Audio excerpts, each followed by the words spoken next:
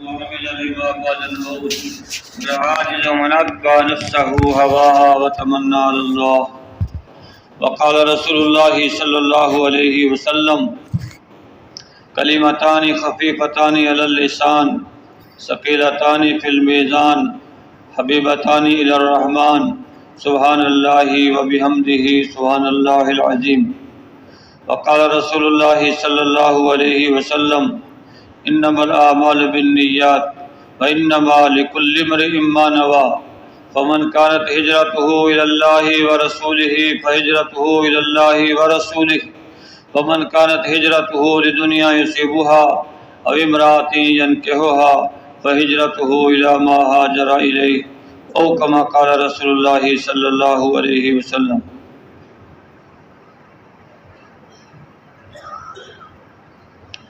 میرے محترم بھائیوں، بزرگوں اور دوستوں، اس ساری کائنات کو ایک اللہ نے بنایا، پیدا کیا ہے۔ خالق اللہ ہے تو مالک بھی اللہ ہے، اور ہر ذی روح کا رازق بھی اللہ ہے۔ اللہ کی ملک ہے ملک حقیقی، اور بندے کی ملک ہے ملک مجازی۔ حقیقی مالک ہر شے کا اللہ ہے، انسان کا مالک بھی اللہ ہے۔ چونکہ مالک اللہ ہے، اس لیے کائنات میں جو تبدیلیاں رونما ہو رہی ہیں وہ اللہ کے چاہنے سے ہو رہی ہیں۔ کسی کو عزت مل رہی ہے اللہ کے چاہنے سے، کسی کو ذلت مل رہی ہے اللہ کے چاہنے سے، کسی کو ملک مل رہا ہے اللہ کے چاہنے سے، کسی سے ملک چھن رہا ہے اللہ کے چاہنے سے۔ زندہ سے مردہ کو نکالنے والا اللہ، اور مردہ سے زندہ کو نکالنے والا اللہ، رات کو دن میں داخل کرنے والا اللہ، اور دن کو رات میں داخل کرنے والا اللہ، اور بے حساب رزق دینے والا اللہ۔ اس اللہ نے ہم سب کو پیدا کیا ہے۔ وہ اللہ زمین کا مالک ہے، آسمان کا مالک ہے، دونوں کے درمیان ہر شے کا مالک ہے۔ وہ اللہ ہمیشہ سے ہے، ہمیشہ رہے گا۔ لہو ما فی السماوات و ما فی الارض، آسمان اور زمین میں جو کچھ ہے اس کا تنہا مالک ایک اللہ ہے۔ اس میں اللہ کا تصرف چلے گا، اس میں اللہ کا حکم چلے گا۔ جتنے دنیا کے بادشاہ ہیں ان کو بادشاہت اللہ نے دی ہے، اور بادشاہت دے کر اللہ نے ان کی یہ ذمہ داری لگائی ہے کہ کسی مظلوم کی آہ میرے تک نہ پہنچنے پائے۔ اے بادشاہ، میں نے تجھے یہ ملک دیا ہے، کسی مظلوم کی آہ میرے تک نہ پہنچے۔ کیونکہ 3 شخصوں کے بارے میں اللہ پاک نے ارشاد فرمایا ہے کہ ان کے ساتھ اللہ کی مدد ہے اور ان کی دعا اللہ قبول فرماتا ہے۔ ایک تو عادل بادشاہ کی دعا اللہ پاک قبول فرماتا ہے۔ بادشاہ ہے، عدل کرتا ہے، یہ جو دعا قبول کرے گا اللہ اس کی دعا کو قبول فرمائے گا۔ دوسرا روزے دار، اس کی دعا اللہ کے ہاں قبول ہوتی ہے، جو یہ دعا کرے گا اللہ اس کی دعا کو قبول فرمائے گا۔ تیسرا مظلوم، بہت خطرے کی بات ہے۔ مظلوم جو کسی پر ظلم کرتا ہے تو مظلوم کی دعا آسمانوں سے اوپر چلی جاتی ہے، اور اس کے اور قبول ہونے کے درمیان کوئی فاصلہ نہیں ہے۔ مظلوم چاہے مسلمان ہو چاہے کافر ہو، جو کسی پر ظلم کرے گا تو یہ ظلم اللہ کو برداشت نہیں ہے۔ اللہ پاک نے قسم کھا کے ارشاد فرمایا ہے، میں مظلوم کی ضرور مدد کروں گا اگرچہ کچھ دیر ہو جائے۔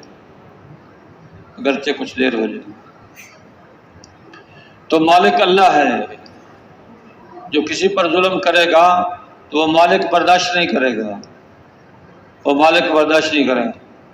ہر جاننے والے کے اوپر کوئی جاننے والا ہے، ہر طاقت والے کے اوپر کوئی طاقت والا ہے۔ سب سے بڑی طاقت اللہ کی ہے، اللہ سے بڑی طاقت کسی کی نہیں ہے۔ کائنات کے ذرے ذرے کا مالک اللہ ہے۔ اس اللہ نے ہمیں دنیا میں بھیجا ہے۔ جو بھی اللہ کے مقابلے میں آئے گا تو وہ پاش ہو جائے گا، وہ ٹکڑے ٹکڑے ہو جائے گا۔ جس کو اللہ اختیار دیتا ہے، جس کو اللہ اقتدار دیتا ہے، اگر اس اختیار اور اقتدار میں اللہ کے حکموں کو پورا کرے گا اللہ اس کو عزت کی چوٹیوں پہ پہنچا دے گا۔ عزتیں عطا فرمائے گا، راحتیں عطا فرمائے گا، محبوبیت دے گا، مرضیت دے گا۔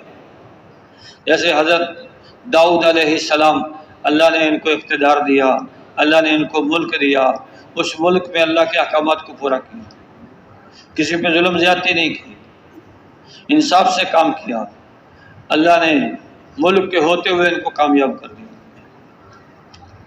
حضرت داؤد علیہ السلام کے بیٹے حضرت سلیمان علیہ السلام، سلیمان بن داؤد علیہ السلام، تو ان کو بھی اللہ نے ملک دیا تھا، ایسا ملک دیا جو ان سے پہلے کسی کو نہیں ملا اور ان کے بعد کسی کو نہیں ملے گا، ایسا ملک۔ ان کی حکومت انسانوں پر، ان کی حکومت جنات پر، ان کی حکومت پرندوں پر، ایسا ملک اللہ نے دیا، اور ایسا بڑا تخت دیا اللہ نے ان کو، ایسا بڑا تخت دیا کہ جو ہوا کے کندھوں پہ چلتا تھا، ہوا اس کو لے کے اڑتی تھی، جہاں چاہتے وہ اترتا، جہاں چاہتے پھر چل پڑتا، ایسا تخت۔ اور اتنا بڑا تخت تھا جس پہ 6 لاکھ کرسیاں آتی تھیں، 6 لاکھ کرسیاں۔ رحمن اجتماع کا مجمع 5-6 لاکھ کا عام طور سے ہوتا ہے، تو اتنا مجمع ان کے تخت پہ آ جاتا تھا اور اس کو ہوا لے کے اڑتی تھی۔ آج تک اتنا بڑا کوئی طیارہ لوگ تیار نہیں کر پائے جس پہ 6 لاکھ انسان سوار ہو جائے۔ یہ اللہ پاک نے حضرت سلیمان علیہ السلام کو دیا تھا، صدیوں پہلے، ہزاروں سال پہلے دیا تھا، ہزاروں سال پہلے دیا تھا۔ تو کس پر دیا؟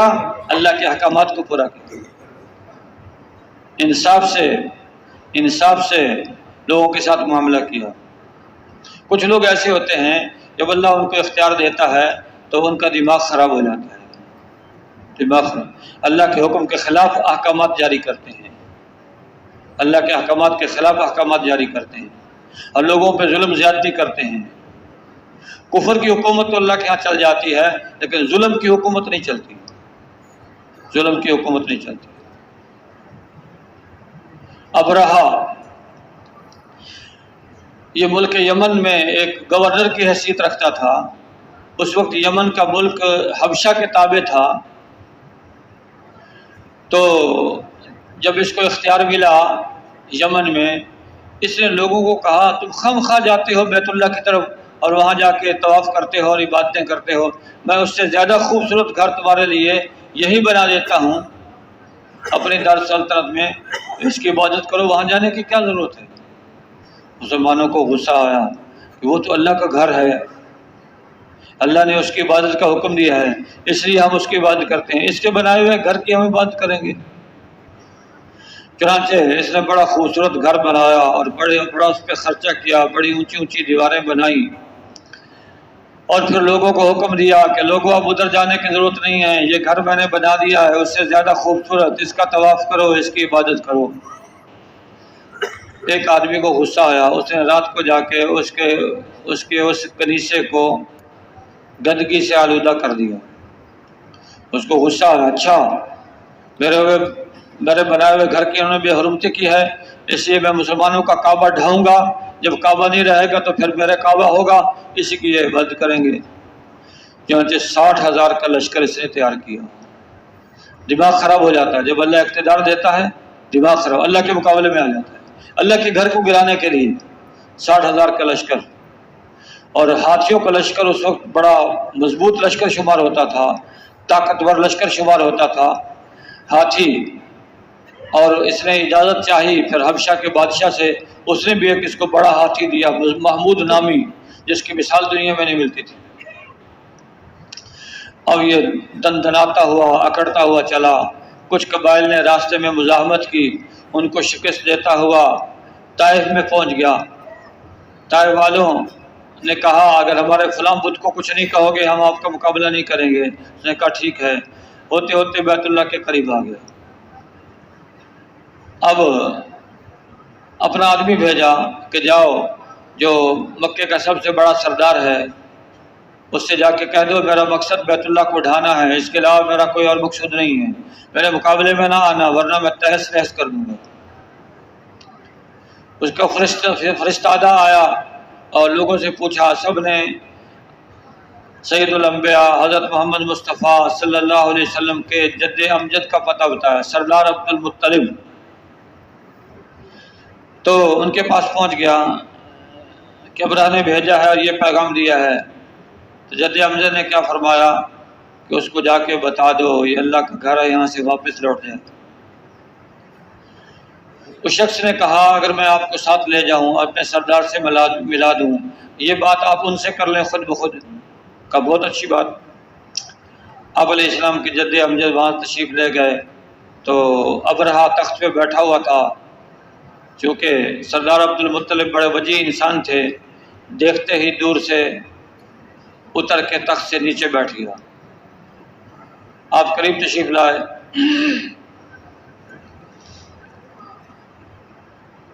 استقبال کیا، بٹھایا، پوچھا کیسے آئے؟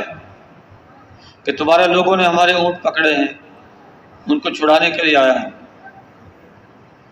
اچھا. کہا میں تو آپ کو دیکھ کے بڑا مرعوب اور متاثر ہوا تھا، میرا خیال یہ تھا کہ آپ بیت اللہ کے بارے میں بات کریں گے کہ اس پہ حملہ نہ کرو، اس کو نہ ڈھاؤ. آپ نے تو اس کی کوئی بات ہی نہیں کی، آپ نے اونٹوں کی بات کی ہے. تو آپ کے جد امجد نے بڑا اچھا جواب دیا. فرمایا یہ اونٹ تو میرے ہیں، اس لیے میں نے ان کا سوال کیا ہے، اس کی بات کی ہے. اس گھر کا مالک کوئی اور ہے، وہ اپنے گھر کی حفاظت کرنا جانتا ہے، اس لیے مجھے اس کی فکر نہیں ہے.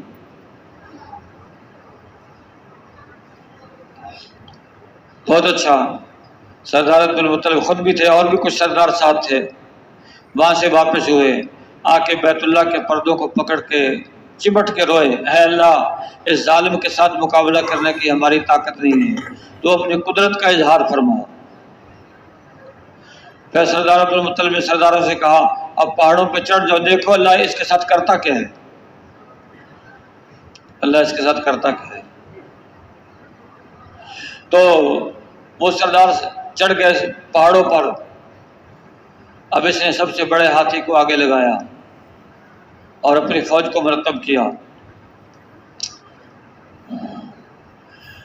تو جن قبائل کے ساتھ راستے میں جنگ کی تھی ان کے سرداروں کو پکڑ کے ساتھ لایا تھا.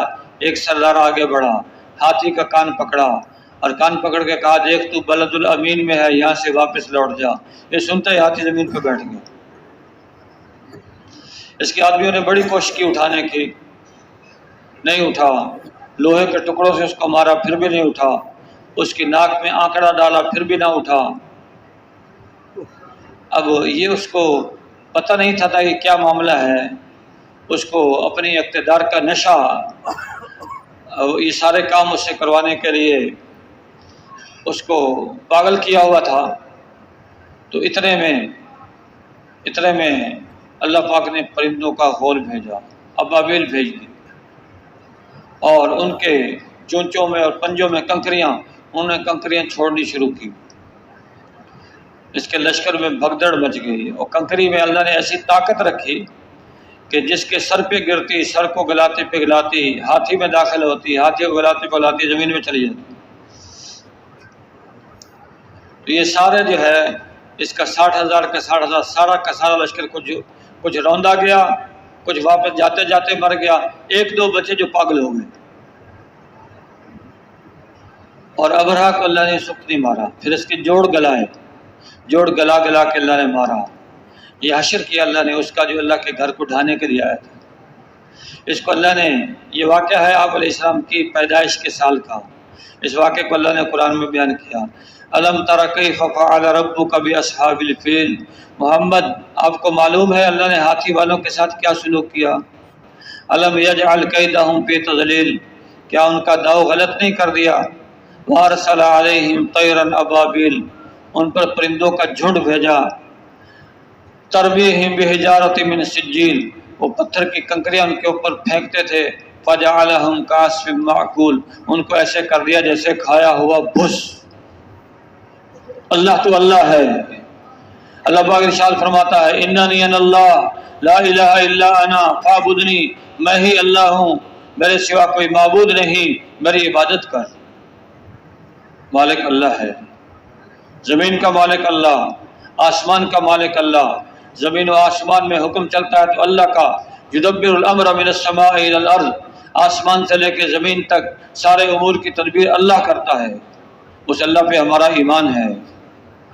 اس اللہ کی طاقت سے زیادہ کسی کی طاقت نہیں۔ جتنے لوگ مکر کرتے ہیں، اللہ کی تدبیر سب پر غالب ہے، سب پر غالب ہے۔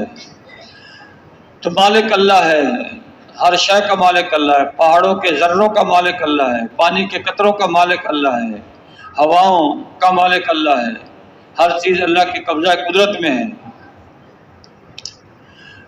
قوم عاد پہ جب اللہ نے ہوا بھیجی، قوم عاد پہ جب اللہ نے ہوا بھیجی تو یہ ہوا جو ہوا کا فرشتہ تھا، ہوا کا فرشتہ ہوا پہ مقرر تھا، تو اس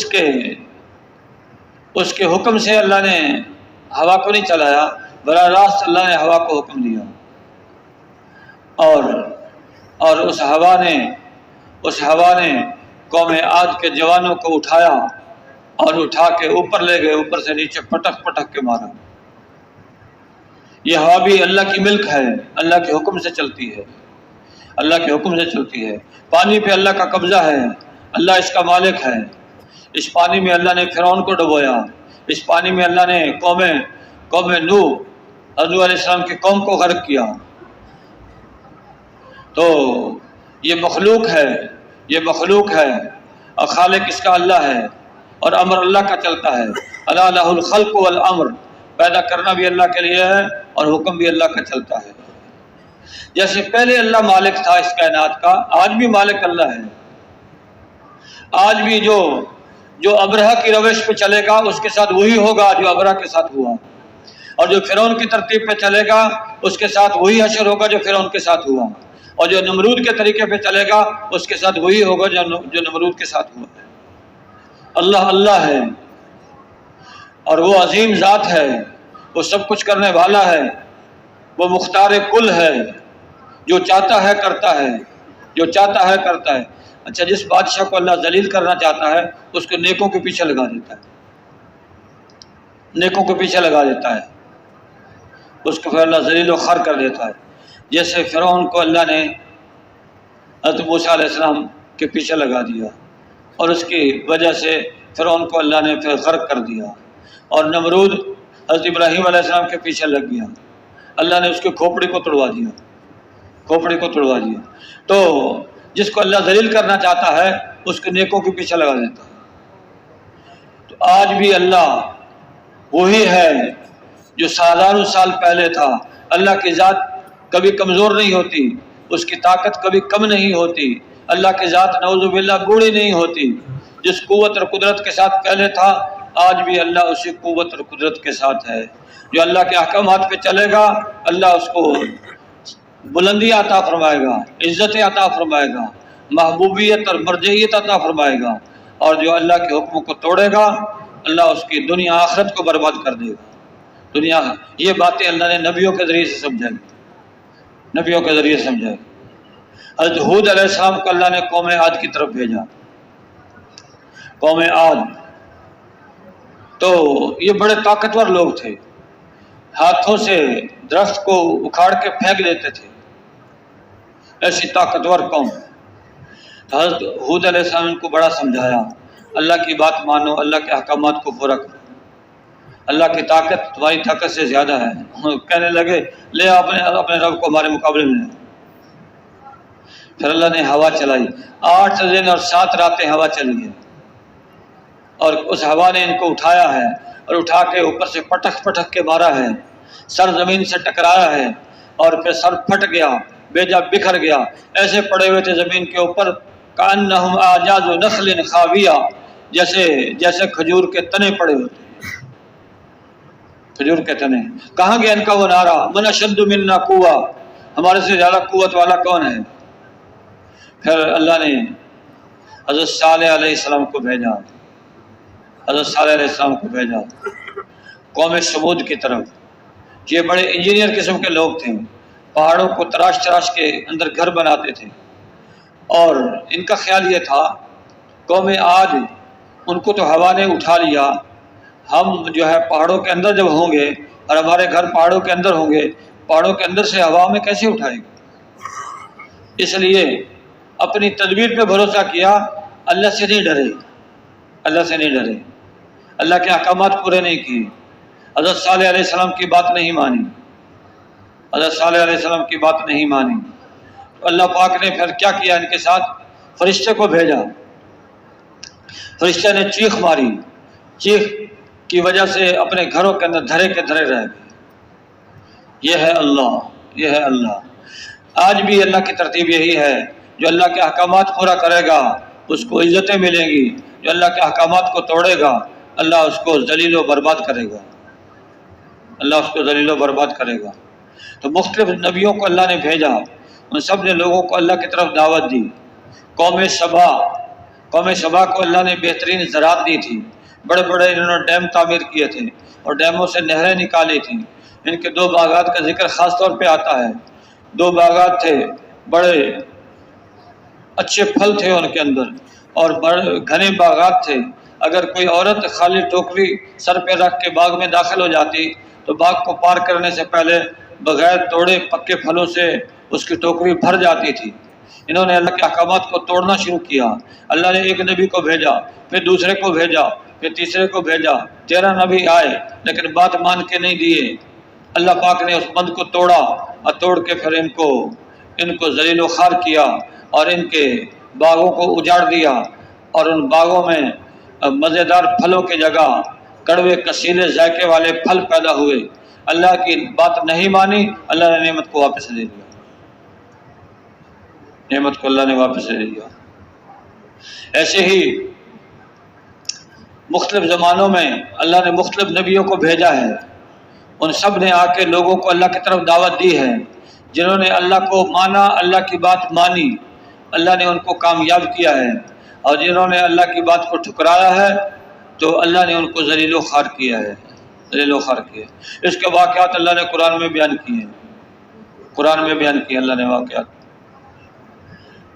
حضرت زکریا علیہ السلام، حضرت زکریا علیہ السلام، اللہ پاک نے ان کو بھی نبوت عطا فرمائی، نبوت عطا فرمائی، اور ان کے پاس اولاد نہیں تھی، اللہ سے دعا کی، اللہ نے ان کو یحییٰ بیٹا عطا فرمایا، ان کو بھی نبی بنایا، نبوت عطا فرمائی۔ اور ایک ان کے زمانے میں بادشاہ تھا، وہ بادشاہ اپنی بھانجی سے نکاح کرنا چاہتا تھا۔ حضرت یحییٰ علیہ السلام تشریف لے گئے، فرمایا کہ اس سے تمہارا نکاح جائز نہیں ہے۔ اس نے کہا تم کون ہوتے ہو؟ میں ملک کا بادشاہ ہوں، میں جو چاہوں کروں۔ انہوں نے فرمایا مجھے اللہ نے نبوت عطا فرمائی ہے، میں نبی ہوں، میرے ذمے ہے کہ میں لوگوں کو برائی سے منع کروں۔ تو اس بادشاہ نے حضرت یحییٰ علیہ السلام کو قتل کرا دیا۔ تو بنی اسرائیل میں ایک وقت میں کئی نبی آئے ہیں، کئی نبی، یہ اس قوم کا نبی، یہ اس قبیلے کا نبی، یہ اس علاقے کا نبی۔ حضرت محمد صلی اللہ علیہ وسلم کو اللہ پاک نے ساری امت کی نبوت عطا فرمائی ہے، ساری دنیا کے قبیلوں کے لیے اللہ نے نبی بنا کے بھیجا ہے، اقوام عالم کے نبی ہیں، قیامت تک آنے والے زمانے کے نبی ہیں، قیامت تک آنے والے زمانے کے نبی ہیں۔ تو جس نبی کی محنت کا دائرہ جتنا وسیع ہوتا ہے اس کے لیے اتنا ہی عملہ درکار ہوتا ہے۔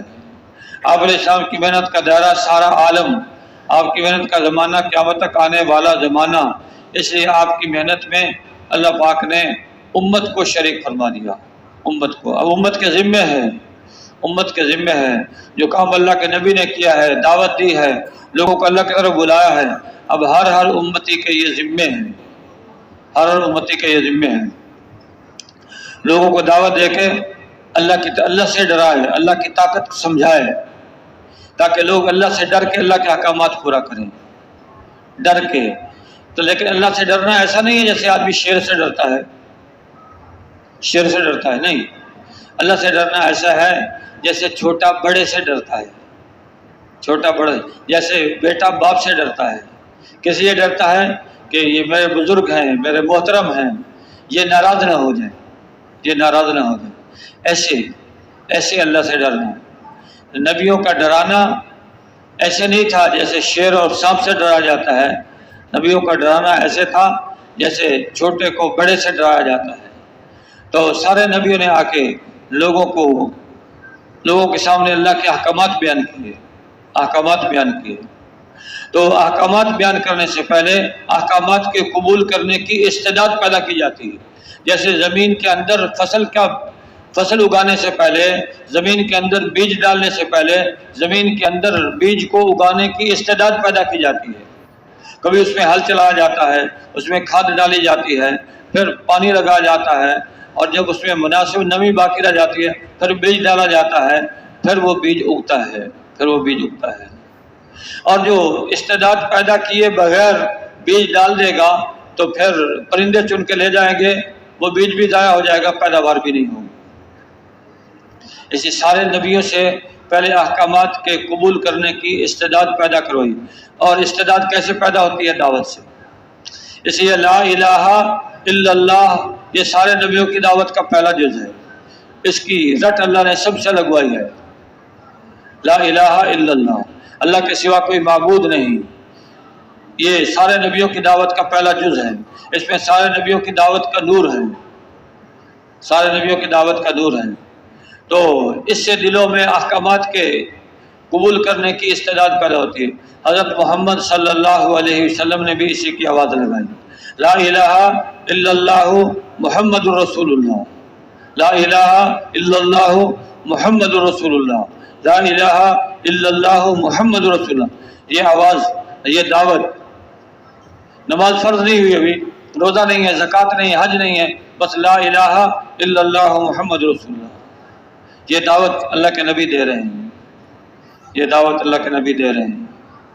غریب کو بھی، امیر کو بھی، چھوٹے کو بھی، بڑے کو بھی، مردوں کو بھی، عورتوں کو بھی یہ دعوت دی جا رہی.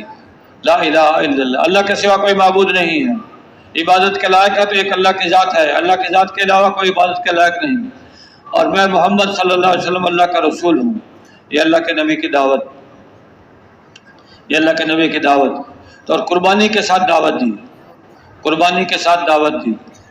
آپ کی دعوت جنہوں نے قبول کی تو ان کو اللہ نے عزت کی چوٹیوں پہ پہنچایا ہے، اور جنہوں نے آپ کی دعوت کو رد کیا پھر دنیا میں اللہ نے ان کو ذلیل و خوار کیا. آپ کی دعوت کو رد کرنے والے مکے کے سردار تھے ابو جہل. یہ منہ پھٹ آدمی تھا، مکے کا سردار تھا. آپ علیہ السلام کو ستاتا رہتا تھا، پریشان کرتا تھا. ایک دفعہ کنکریاں ہاتھ میں لے کے آ گیا، کہنے لگا محمد بتاؤ میرے ہاتھ میں کیا ہے. آپ نے ارشاد فرمایا میں بتاؤں یا کنکریاں؟ یہ جو آپ کے ہاتھ میں جو چیز ہے وہ بتائے. کہ ٹھیک ہے، جو میرے ہاتھ میں وہ چیز بولے بتائے. ان کنکریوں نے کلمہ پڑھنا شروع کر دیا. تو کنکریاں پھینک کے واپس چلا گیا. اوہو، محمد کا جادو کنکریوں پر بھی چل گیا. جس کے دل پہ اللہ مہر لگا دے اس کو پھر ہدایت کی بات سوچتی نہیں ہے. یہ مہر لگا دی تھی اللہ نے ابو جہل کے دل پر، یہ مہر لگائی تھی اللہ نے قارون کے دل پر، اور یہ مہر لگائی تھی اللہ نے فرعون کے دل پر. اس لیے نبی کو دیکھتے ہوئے، نبی کی باتیں سنتے ہوئے ایمان نہیں لائے. اللہ کے نبی نے دعوت دینا شروع کی تو ادھر مکے میں مخالفت شروع ہوئی. مخالفت زور پکڑتی چلی گئی. اللہ کے نبی کو تکلیفیں برداشت کرنی پڑی. لیکن چونکہ آپ کے چچا ابو طالب مکے کے سردار تھے، اس لیے سرداروں میں سے تھے، اس لیے آپ کی دعوت کی وجہ سے مکے والے زیادہ آپ کو نہیں ستا سکے. حضرت ابوبکر صدیق رضی اللہ عنہ سلام لائے، جو کہ ان کا قبیلہ تھا، اور حضرت عمر رضی اللہ عنہ کا قبیلہ اور خاندان تھا، اس لیے ان کو بھی لوگ نہیں ستا سکے. اگر تکلیفیں زیادہ سے زیادہ برداشت کی ہیں تو حضرت بلال حبشی رضی اللہ عنہ نے. کوئی قبیلہ ان کا وہاں نہیں ہے، اور ان کا کوئی عزیز رشتہ دار نہیں ہے، کوئی سردار نہیں ہے جو ان کو بچائے. تو دل کھول کے مکے والوں نے ان کو تکلیفیں دی ہیں اور خوب مارا ہے، اور گلی کوچوں میں ان کو گھسیٹا ہے. لیکن اللہ نے ان کو قوت برداشت عطا فرمائی. تو جب کلمہ پڑھ لیا تو پھر کلمے کو چھوڑا نہیں. تو احکامات کے قبول کرنے کی استعداد پیدا ہوتی ہے کلمے کی دعوت سے. عربوں کے ہاں یہ رواج تھا، بڑے سے بڑا گھر، پرانے سے پرانا گھر وہ سمجھا جاتا تھا جس کے اندر پرانی سے پرانی شراب ہوتی تھی، کہ یہ بڑا گھر ہے، کہ اس گھر میں بڑی پرانی شراب ہے۔ اور شراب کے ایسے دل دادا تھے کہ بچوں کو گھٹی شراب کی دیتے تھے، گھٹی شراب، اور شراب کا دور چلتا تھا، اور کتنے اس کے بہت سارے نام رکھے ہوئے ہیں شراب کے۔ اور مجلسوں میں شراب کے پیالے تقسیم ہوتے تھے۔ اللہ کے نبی نے دعوت دینا شروع کی، ایک دم شراب کی حرمت نہیں آئی، ایک دم حرمت نہیں آئی، استعداد پیدا کی، دعوت چلی۔ دعوت چلنے کے بعد پہلے اس کے نقصانات بیان کیے کہ اس میں یہ فائدہ ہے، یہ نقصان بھی ہے، یہ فائدہ ہے، یہ نقصان بھی ہے۔ تو لیکن اس کے چونکہ نقصانات فائدے سے زیادہ ہیں اس لیے اس کو چھوڑ دوں۔ جیسے آج کل موبائل، اس میں فائدہ بھی ہے نقصان بھی ہے، لیکن اس کے نقصانات اس کے فائدوں سے زیادہ ہیں، اس لیے اس کے فائدہ اٹھانے والے لوگ کم ہیں، اس کے فائدہ اٹھانے، اور اس کے ڈسے جانے والے لوگ زیادہ ہیں۔ سانپ ہر آدمی نہیں پکڑ سکتا، جس کو سانپ کا منتر آتا ہے وہ سانپ پکڑتا ہے، جس کو منتر نہیں آتا وہ سانپ پکڑے گا تو جان سے جائے گا، ایسے ہی مثال ہے۔ تو شراب کے دل دادا، ایک دم اللہ نے شراب حرام نہیں کی، پہلے دعوت چلی ہے، استعداد پیدا ہوئی ہے، اور پھر اس کی قباحت و شناعت بیان کی ہے کہ یہ اچھی نہیں ہے، دماغ خراب ہو جاتا ہے، اس سے عقل جاتی رہتی ہے، آدمی الٹے سیدھے کام کرتا ہے۔ اس لیے نماز کے وقت میں شراب نہ پیو، لا تقربوا الصلاۃ وانتم سکارا، نماز کے وقت میں شراب کے قریب نہ جاؤ، یہ حکم آیا۔ پھر تیسری چوتھی آیت نازل ہوئی، پھر شراب کو بالکل حرام کر دیا۔ جب شراب کی حرمت آئی تو ایک دور چل رہا تھا شراب کا دور چل رہا تھا، اور بعض لوگوں نے پیالہ ہاتھ میں پکڑ کے ہونٹوں کے قریب کیا تھا، ادھر سے اعلان ہو گیا، لوگوں سن لو شراب حرام ہو گئی، آج کے بعد شراب حرام ہے، تو پھر وہ شراب کا پیالہ نوش نہیں کیا، وہیں سے پھینک دیا۔ اللہ کے نبی نے فرمایا جن کے پاس شراب ہو فلاں جگہ لا کے جمع کر لو۔ تو جن کے پاس شراب تھی بازنوں سے مٹکے لا کے مدینے کی گلی بازاروں میں وہ بہا دیے، مدینے کی گلی بازاروں میں۔ جب شراب حرام ہوئی ہے تو مدینے کی گلیوں میں شراب کا سیلاب آ گیا۔ عربوں کا بیان ہے کہ جب شراب بہی ہے مدینے کی گلیوں میں تو کئی سال تک، کافی عرصے تک اتنا ایسا ہوتا رہا، جب بارش آتی تھی تو بارش کے پانی میں شراب کا رنگ ہوتا تھا، اور جب بارش آتی تھی تو مدینے کی گلیوں سے شراب کی بو آتی تھی، شراب کی بو آتی تھی۔ استعداد پیدا ہوتی ہے کلمے کی دعوت سے، استعداد پیدا ہوتی ہے کلمے کی دعوت سے۔ تو ایسی محبوب چیز کو چھوڑ دیا، ایسی محبوب کب چھوڑا؟ جب استعداد پیدا ہو۔ جن کے پاس شراب زیادہ تھی، شراب کے تاجر تھے، انہوں نے جہاں اللہ کے نبی نے فرمایا تھا وہاں لا کے جمع کر دی، پھر اللہ کے نبی خود تشریف لے گئے، ان مشکلوں کو چاک کر دیا، شراب کو بہا دیا۔ کچھ کے بارے میں صحابہ کو ارشاد فرمایا کہ تم بہا دو، صحابہ نے بہا دیا۔ ایک شراب کا تاجر کافی مقدار میں شراب لے کے آیا تھا، تو اس کو بھی خبر پہنچ گئی کہ شراب حرام ہو گئی۔ اسے شراب کو ایک جگہ اتارا، اللہ کے نبی کی خدمت میں حاضر ہوا، اے اللہ کے رسول، میں تو شراب کا تاجر ہوں اور سارے پونجی کی شراب خرید کے لایا ہوں، تو میرے لیے کیا حکم ہے؟ فرمایا شراب تو حرام ہے، ان مشکلوں کو بہا دو۔ تو وہاں جا کے مشکلوں کو پھاڑ دیا اور ساری شراب کو بہا دیا۔ یہ ہے استعداد کلمے کی دعوت سے، یہ استعداد پیدا ہوتی ہے، کلمے کی دعوت سے یہ استعداد پیدا ہوتی ہے۔ آپ علیہ السلام نے جب دعوت کا کام شروع کیا تو مکے کے حوال عجیب تھے، معمولی باتوں پہ لڑائیاں ہوتی تھی، گرا پڑا خون چاٹ جاتے تھے، جس کی لاٹھی اس کی بھینس کا اصول چلتا تھا، کبھی کمزور کو ہڑپ کر جاتا تھا، اور تمہارے جانوروں نے ہمارے جانوروں سے پہلے پانی کیوں پی لیا، اس پہ تلوار نکل جاتی تھی۔ تمہارا گھوڑا ہمارے گھوڑے سے آگے کیوں بڑھ گیا؟ یہ نزاع کا سبب بن جاتا تھا۔ ایک لڑائی جس مشہور ہے حرب بسوس کے نام سے 120 سال تک چلی ہے۔ جو آدمی مرتا تھا اپنی اولاد کو نصیحت کر کے جاتا تھا، وصیت کر کے جاتا تھا، میرے مرنے کے بعد تو انہیں بدلہ لینا۔ اللہ کے نبی نے کلمے کی دعوت شروع کی، کلمے کی دعوت شروع کی، تو پھر وہی اوس اور خزرج جو ایک دوسرے کی جان کے دشمن تھے، ایک دوسرے کا گلا کاٹنے کے لیے تیار تھے، پھر آپس میں بھائی بھائی بن گئے۔ دشمنیاں محبتوں سے بدل گئیں، دشمنیاں محبتوں سے بدل گئیں، اور ایک دوسرے کا گلا کاٹنے والے ایک دوسرے پر جان نچھاور کرنے والے بن گئے۔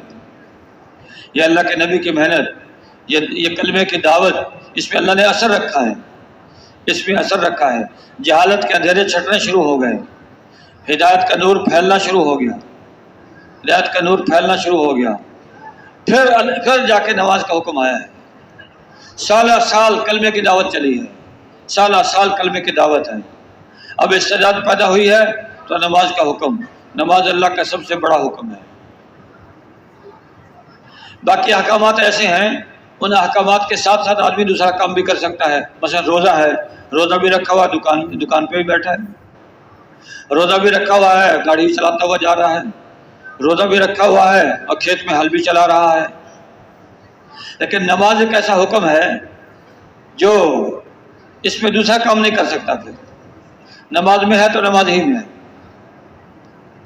نماز میں ہے تو نماز ہی میں ہے۔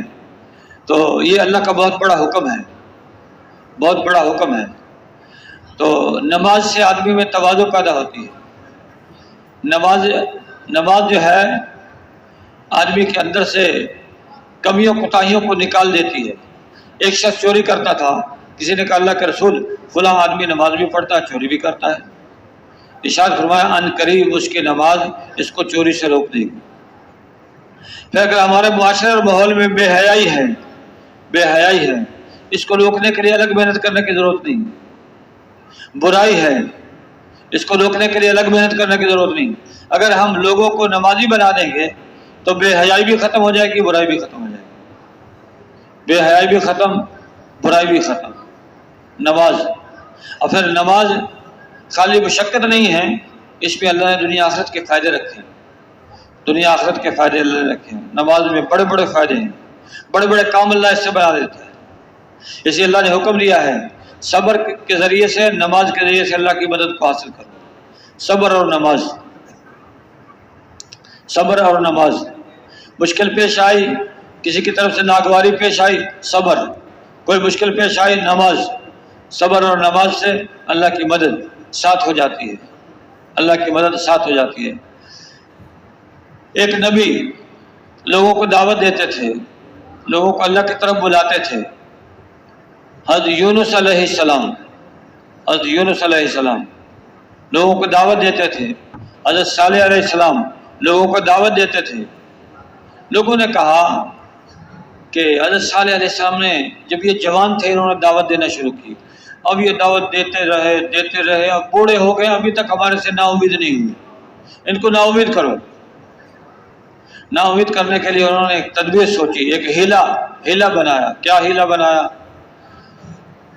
کہنے لگے اے صالح ہم آپ کی بات ماننے کے لیے تیار ہیں، بس ایک ہمارا سوال ہے، پہاڑ سے اونٹنی نکل کے ہمارے سامنے آ جائے، ہم آپ کی بات مانیں۔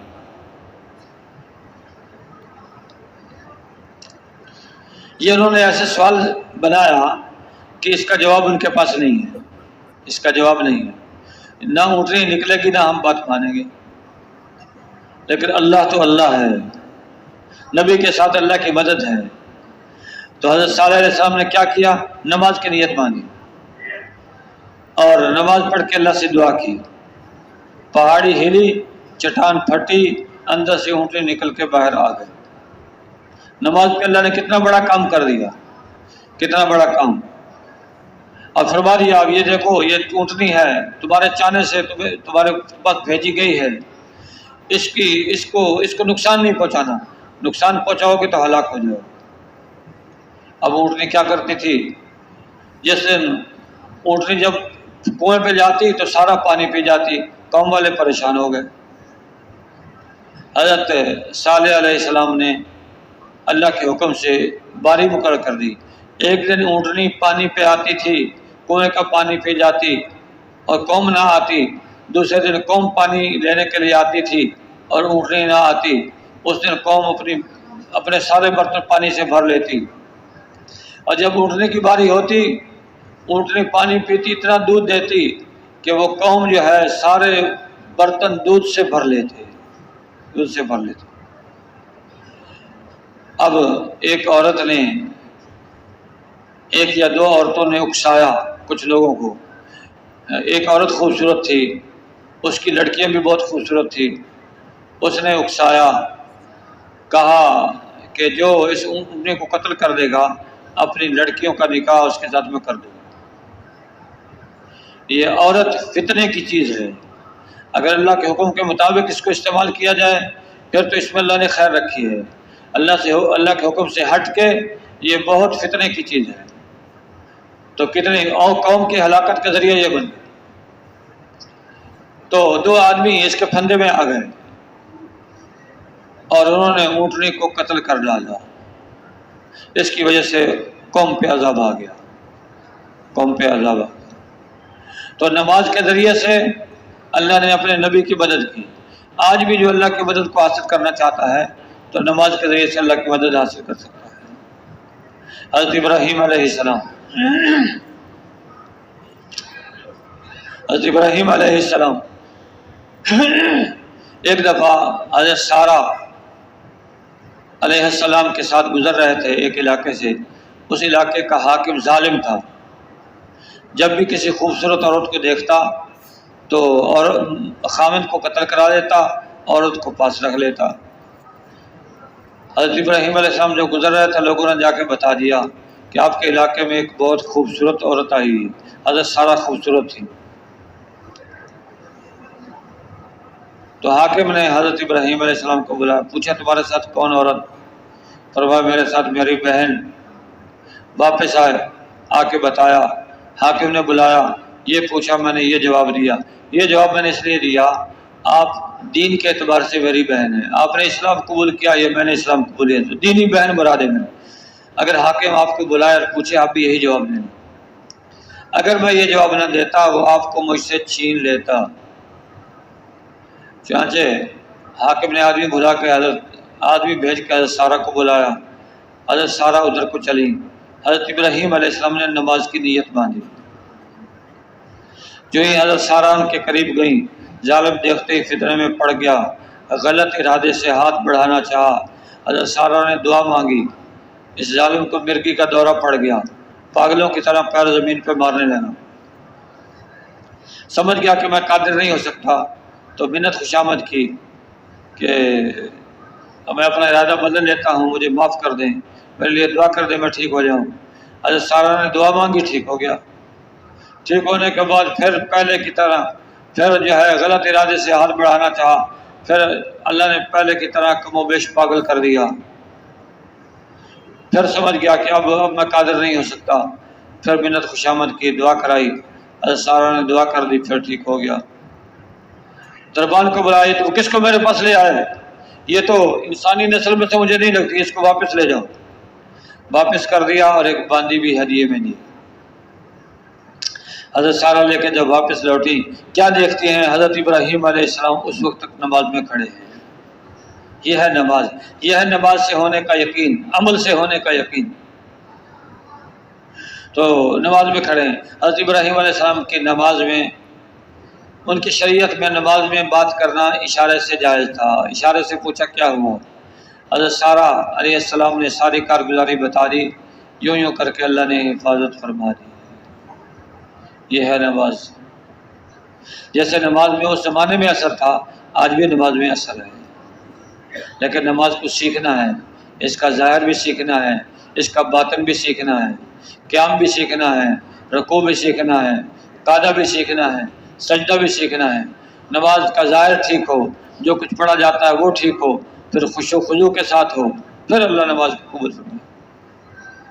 یہ انسان کے بس میں ہے، ایسا نہیں ہے اللہ کا کوئی حکم انسان کے بس سے باہر نہیں، سارے احکامات انسان کے بس میں ہیں، بس میں ہے، انسان کر سکتا ہے تو اللہ نے حکم دیا ہے۔ اگر بے بس انسان ہوتا تو اللہ کیسے حکم دیتا؟ جس اللہ نے بندے کو پیدا کیا ہے، اس کو قوت دی ہے، اس کو صلاحیتیں دی ہیں، وہ جانتا ہے اس میں کتنی قوت ہے، کتنا بوجھ اٹھا سکتا ہے، کتنے احکامات پورے کر سکتا ہے، اس لیے اس اللہ کا حکم ہے، اس اللہ کا حکم ہے۔ تو نماز میں اثر ہے، نماز میں اثر ہے۔ حضرت آدم علیہ السلام کی گردن پہ پھوڑا نکل آیا، نماز پڑھی تو یہ پھوڑا سینے میں منتقل ہو گیا، پھر نماز پڑھی تو کوکھ میں آ گیا، پھر نماز پڑھی تو ٹخنے میں آ گیا، پھر نماز پڑھی تو انگوٹھے میں آ گیا، پھر نماز پڑھی تو ختم ہو گیا۔ یہ ہے نماز۔ اسے نماز کو بنانا ہے، نماز کو بنانا ہے۔ ایک ہے عالمانہ نماز، عالمانہ نماز پڑھنی ہے۔ عالمانہ نماز کیا ہے؟ عالمانہ نماز یہ ہے کہ آدمی کھڑا ہے قیام میں، اچھا یہ اب میں فرض ادا کر رہا ہوں، رکوع میں گیا یہ دوسرا فرض ادا کر رہا ہوں، قومے میں گیا اچھا یہ واجب ادا کر رہا ہوں، تکبیر کہی میں سنت ادا کر، تو یہ ہے عالمانہ نماز۔ عالمانہ نماز، نماز کے اندر ہماری توجہ نماز ہی میں رہے۔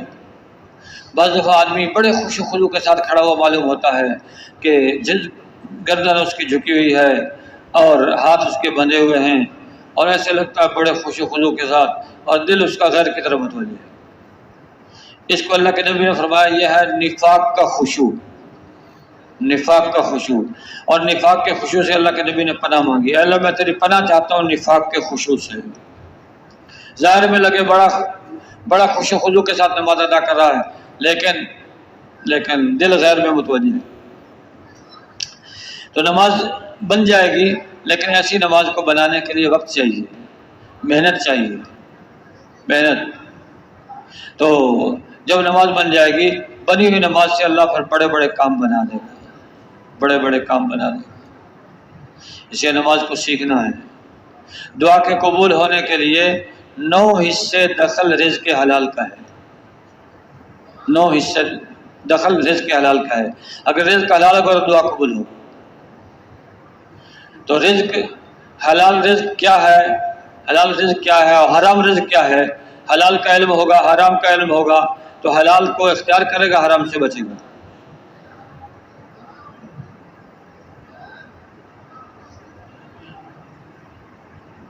بعض لوگ بس مال آئے، جیسے حلال طریقے سے آئے، حرام طریقے سے آئے، مال آئے اور اس سے ہم مزے اڑائیں، جو چاہیں اس میں ہم کریں۔ نہیں بھائیو، یہ مال اگر غلط طریقے سے آئے گا تو یہ مال دنیا میں خرابی برپا کرے گا۔ حلال طریقے سے کمایا ہوا مال یہ انسان کے خیر کا ذریعہ بنے گا۔ حلال میں جو برکت ہے وہ حرام میں نہیں، حرام اختیار کرے گا، اللہ کی نگاہوں سے گر جائے گا، اللہ پریشانیوں میں مبتلا کر دے گا۔ یہ تو دنیا میں اس کا نتیجہ دیکھ لے گا، ورنہ آخرت میں تو دوزخ کا ایندھن یہ بن ہی جائے گا، دوزخ کا ایندھن۔ کتنے لوگ ہیں اپنے مال کو بڑھانے کے لیے سودی کاروبار کرتے ہیں، سودی کاروبار۔ اور سود کے بارے میں اللہ کا کیا اعلان ہے؟ 1400 سال پہلے اللہ نے اعلان کیا ہے، 1400 سودی کہ جو سودی کاروبار کرے گا اس کے خلاف اللہ کا اعلان جنگ ہے، اعلان جنگ ہے۔ کوئی اللہ سے جنگ کر سکتا ہے؟ اللہ کا اعلان جنگ ہے۔ سود میں پڑے گا، اللہ کو للکارا ہے اس نے کہ اللہ میرے مقابلے میں آ جائے۔ جس نے اللہ کو للکارا ہے، اس کی زندگی سکون کے ساتھ کیسے گزرے گی؟ اس کی اولاد فرمانبردار کیسے بنے گی؟ اس کی پڑوسی اس پر ظلم کیسے نہیں کرے گی؟ کیونکہ اس نے اللہ کو للکارا ہے، اللہ کو للکارا ہے۔ کسی اور حکم کی خلاف ورزی پر اللہ کا یہ اعلان نہیں ہے جو سود کے خلاف ہے، سود کے خلاف۔ 2 چیزوں کے خلاف اللہ کا اعلان جنگ ہے۔ من عاد لی ولی فقد آذنتہ للحرب، جس نے میرے ولی کی دشمنی کی اس کے خلاف بھی اللہ کا اعلان جنگ ہے۔ جو اللہ کے ولی کو ستائے گا، اللہ کے دوست کو ستائے گا، دیندار کو ستائے گا، اللہ کو للکارا ہے، اس نے اللہ کو للکارا ہے۔ اور جو سودی معاملات میں پڑے گا، سود ایسی مہلک چیز ہے کہ سود لینے والا، سود دینے والا، اس کے معاملے میں پڑھنے والا، اس کو لکھنے والا، اس کی ترغیب دینے والا، سبھی جو ہے سبھی کے لیے وعید ہے، سبھی کے لیے وعید ہے۔ اور اس سے بڑھ کے یہ ہے جو سود کا 1 درہم بھی استعمال کرے گا، ایسا ہے جیسے اپنی ماں کے ساتھ بدکاری کر گیا۔ انا للہ و انا الیہ راجعون۔ اور دوسری جگہ ہے کہ سود 1 درہم سود، 1 روپیہ سود، 1 درہم سود، اس کا گناہ 36 دفعہ زنا کرنے سے زیادہ ہے، 36 دفعہ۔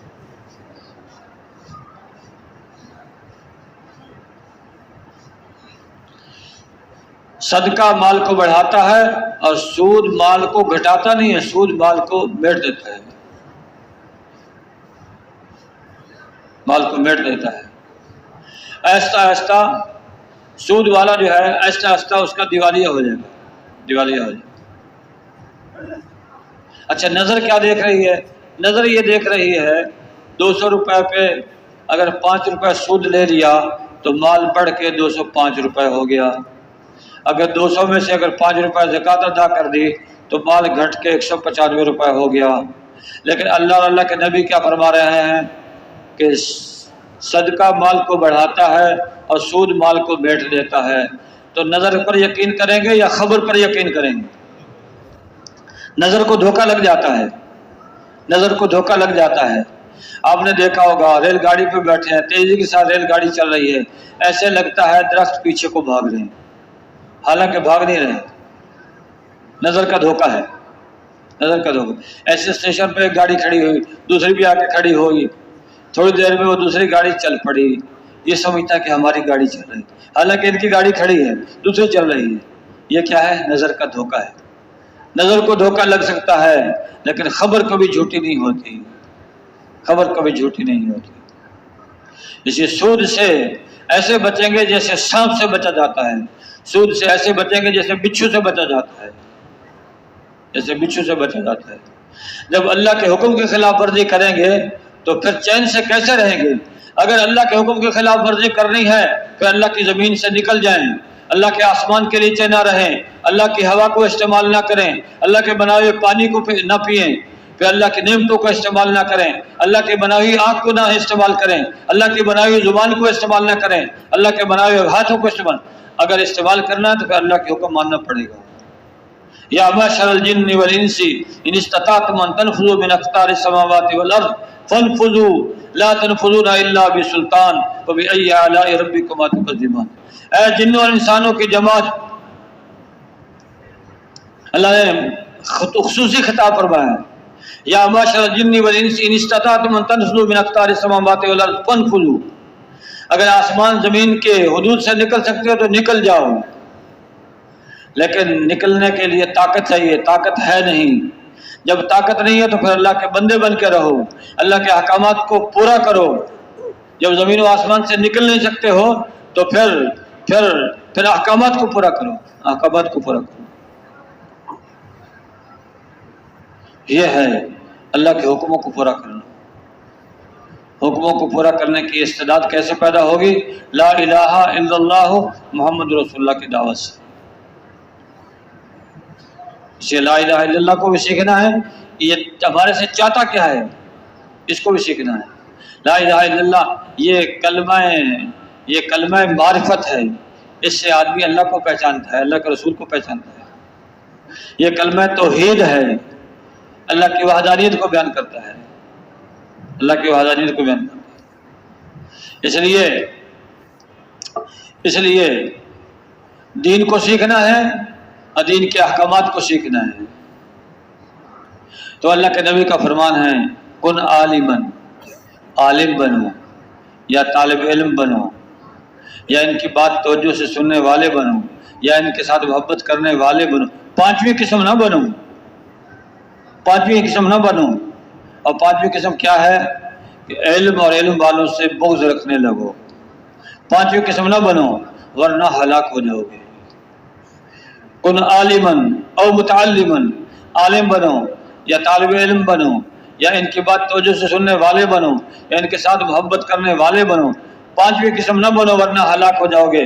اور پانچویں قسم کیا ہے؟ علم اور علم والوں سے بغض رکھنے لگو. علم اور علم والوں سے بغض رکھنے والے. یہ ہے. آج ہم نے مخلوق کے علم کو علم سمجھ لیا. لوہے سے کیسے فائدہ حاصل کرنا، لکڑی سے کیسے فائدہ حاصل کرنا، اور سونے سے کیسے فائدہ اٹھانا، چاندی سے کیسے، یورینیم کو کیسے استعمال کرنا اور پوٹاشیم کو کیسے استعمال کرنا. مخلوق کے فائدے کو سیکھنا، اس کو علم رکھ لیا. اس کا نام علم نہیں ہے. علم تو قرآن حدیث کا علم ہے. قرآن حدیث کا علم وہ علم ہے.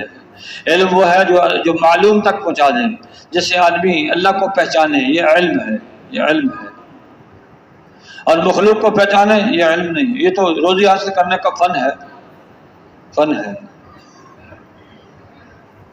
جو فضائل علم پر ہیں تو علم کے فضائل کو ہم نے مخلوق والے علم پہ لگا دیا. مخلوق والے علم. یہ علم اللہ والا علم صحابہ نے حاصل کیا تھا. صحابہ نے ایک حضرت نعمان بن مقرن رضی اللہ عنہ ایک صحابی ہیں. اللہ کے نبی نے ان کو ایک لشکر کا امیر بنایا تو دشمن کے مقابلے میں چلے گئے. دشمن کی طرف سے تیر برسنا شروع ہو گئے تو ساتھیوں نے کہا امیر لشکر سے، جی آپ بھی حکم دیں ہم تیر برسائیں. دشمن نے تیر برسانا شروع کیے. فرمایا ٹھہر جاؤ. انہوں نے اور تیز کر دیا تیر. انہوں نے پھر کہا ٹھہر جاؤ. پھر اور زیادہ تیر تیز کر دیے. انہوں نے پھر کہا کہ جی تیر تیز ہو گئے ہیں کہ ٹھہر جاؤ. مجھے وہ وقت معلوم ہے جب اللہ کی مدد اترتی ہے. میں ایک تکبیر کہوں گا، آپ لوگ وضو کر لینا. دوسری تکبیر کہوں گا، ہتھیار لگا لینا. تیسری تکبیر کہوں گا، حملہ کر دینا. چنانچہ ایسے ہی پہلی تکبیر، پھر دوسری تکبیر، تیسری تکبیر ہوئی تو حملہ کر دیا. تو تھوڑی دیر میں فتح ہو گیا. فتح ہو گیا. یہ ہے اللہ والا علم. اللہ کی مدد کب اترتی ہے یہ معلوم ہے. انہی کے بارے میں آتا ہے کہ انہوں نے سنا کہ جو گندم کی روٹی گھی کے ساتھ کھاتا ہے تو وہ موٹا ہو جاتا ہے. گندم کی روٹی گھی کے ساتھ کھاتا ہے تو موٹا ہو جاتا ہے. تو گندم کی روٹی لے کے گھی کے ساتھ کھا رہے ہیں اور اپنے بازوؤں کو دیکھ رہے ہیں موٹا ہوا کہ نہیں ہوا. دنیا کا علم نہیں ہے، دنیا کی معلومات نہیں ہے کہ گھی کے ساتھ روٹی کھائیں گے تو فوراً موٹے ہوں گے یا بعد میں. لیکن یہ پتہ ہے کہ اللہ کی مدد کب اترتی ہے. یہ پتہ ہے اللہ کی مدد کب اترتی ہے. یہ ہے علم، اللہ والا علم. اللہ کے نبی فرمایا کن عالما او متعلما. یہ نہیں فرمایا کن دکتورا او مہندسا، ڈاکٹر بنو اور مہندس بنو، انجینئر بنو. یہ نہیں فرمایا کن عالما او متعلما. یہ مطلب نہیں ہے کہ نہ بنو، نہیں، دیندار تو بنو. دیندار بنو. دیندار بنو. دین کے ساتھ اللہ کی مدد ہے. دین کے ساتھ تو اللہ والا علم، دین والا علم سیکھنا ہے. کیونکہ یہ علم اس کا ہر کوئی محتاج ہے. بادشاہ اس کا محتاج، وزیر اس کا محتاج، ذمہ دار اس کا محتاج، کارخانے والا اس کا محتاج، رات کو اس کے محتاج، دن کو اس کے محتاج، خوشی کی حالت میں اس کے محتاج، غمی کی حالت میں اس کے محتاج. ہر حال میں ہم دین کے محتاج ہیں.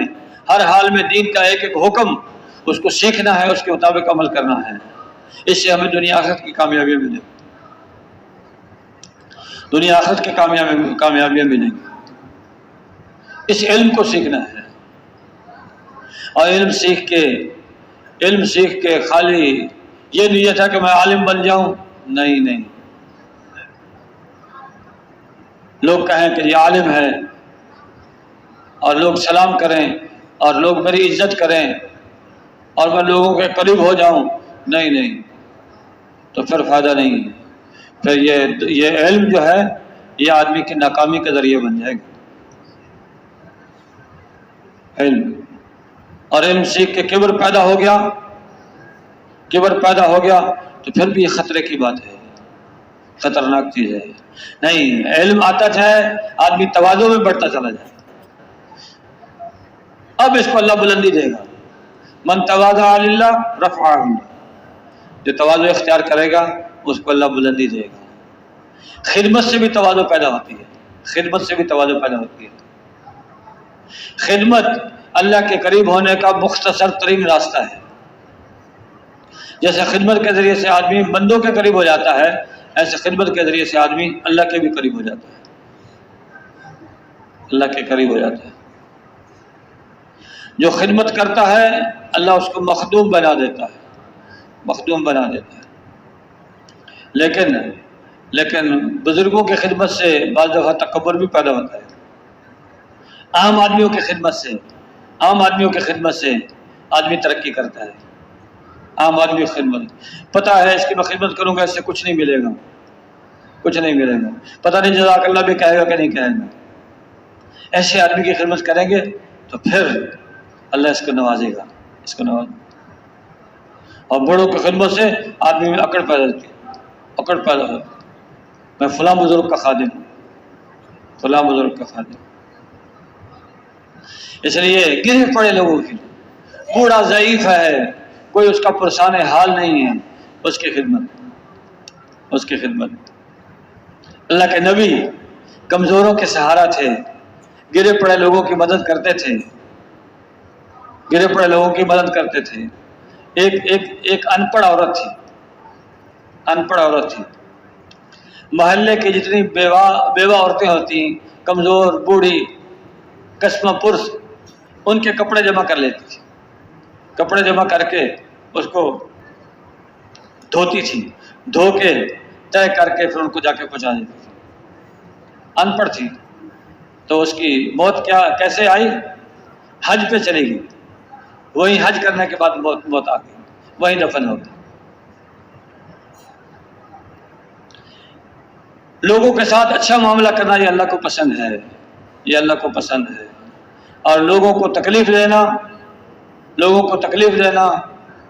ان پہ ظلم زیادتی کرنا، یہ اللہ کو پسند نہیں ہے، یہ اللہ کو پسند نہیں ہے۔ آدمی 4 طرح کے ہیں، اللہ کے نبی کو آدمی 4 طرح کے ہیں، فرمایا اس کو اچھی طرح سمجھ لو۔ آدمی 4 طرح کے ہیں۔ ایک وہ آدمی ہے جس کو اللہ نے مال بھی دیا ہے، علم بھی دیا ہے، مال بھی دیا ہے، علم بھی دیا ہے۔ یہ مال سے اللہ کے احکامات پورا کرتا ہے، یہ مال سے صلہ رحمی کرتا ہے، یہ مال سے غریبوں کی مدد کرتا ہے، اس علم کے مطابق اس مال کو خرچ کرتا ہے، تو قیامت کے دن یہ بہترین درجوں میں ہوگا، بہترین درجوں میں قیامت کے دن۔ اور دوسرا آدمی وہ ہے جس کو اللہ نے علم تو دیا لیکن مال نہیں دیا، علم دیا ہے، مال نہیں دیا، لیکن اس کی بھی چاہت یہ ہے اگر میرے پاس مال ہوتا تو میں اس کو اللہ کی رضا کے کاموں میں خرچ کرتا، غریبوں کی مدد کرتا، اور اس مال کو خرچ کر کے میں اللہ کو قرب حاصل کرتا۔